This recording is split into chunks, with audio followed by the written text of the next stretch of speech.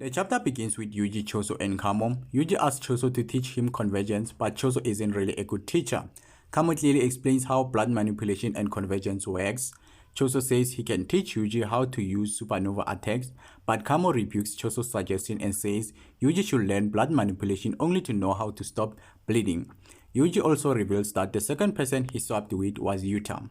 And the next page we have Sukuna's double spread using Fuga.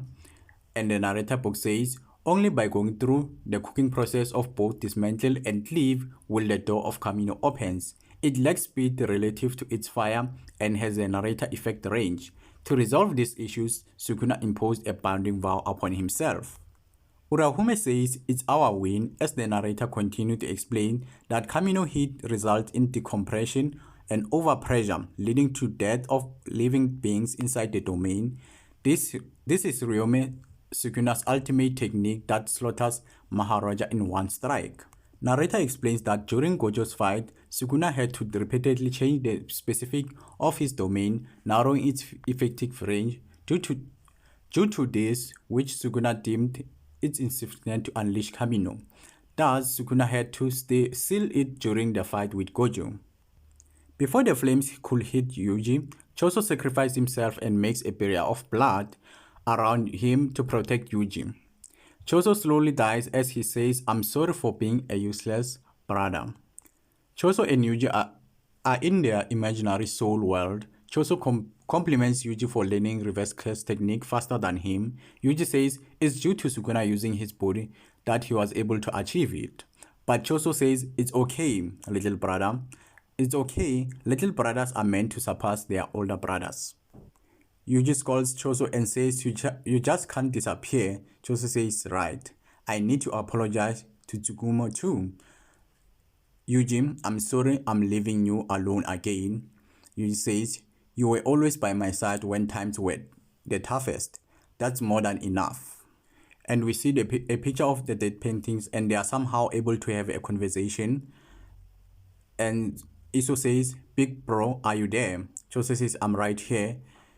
Kechuzi says, brother, I'm cold. Choso says, it's alright, let's talk. If we all talk together, we'll forget about the cold. Choso says, the 150 years we experienced was only a few days for Yuji.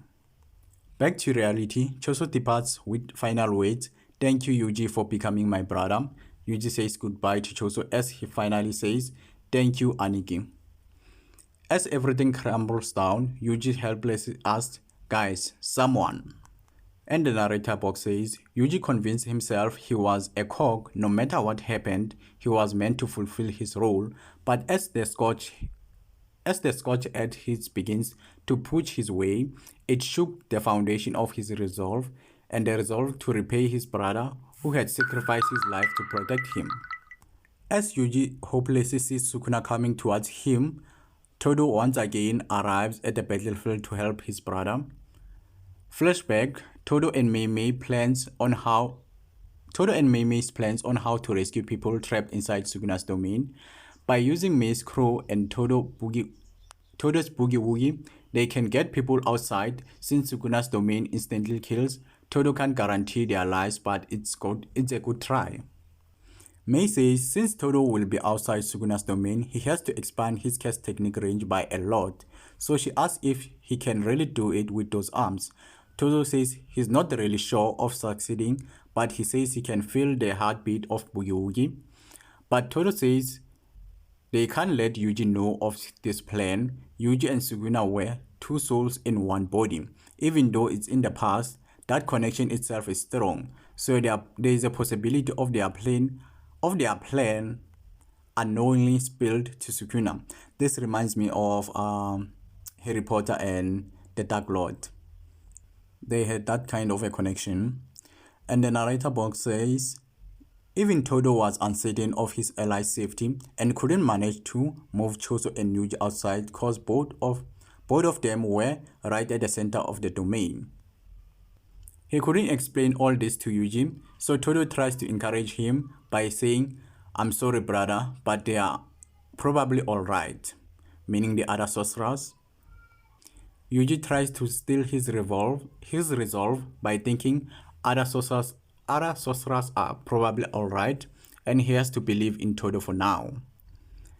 Yuji and Todo rush towards Sukuna as the narrator reveals that Sukuna is now at the stage where it is difficult to use cast technique after domain expansion.